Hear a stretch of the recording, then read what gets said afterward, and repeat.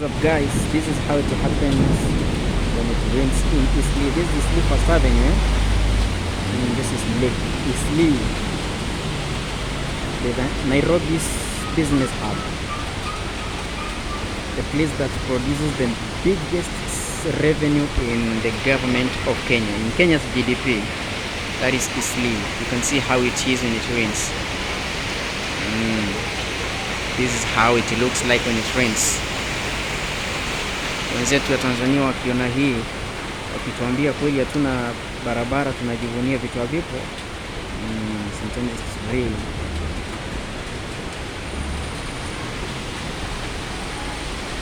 This house,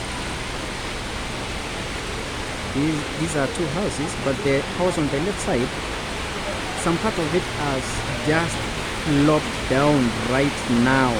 So the construction which is going on here, sometimes you see it has no stable materials. Yeah, some of it has just dropped down right now due to poor construction. This house you can see ahead of me here, this is Eastleigh.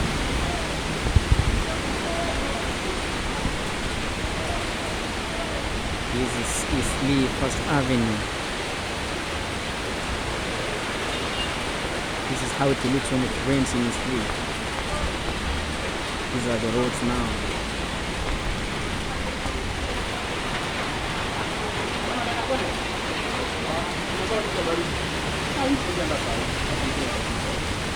Leave your comments down there and tell me what you think about this. Has the government really failed?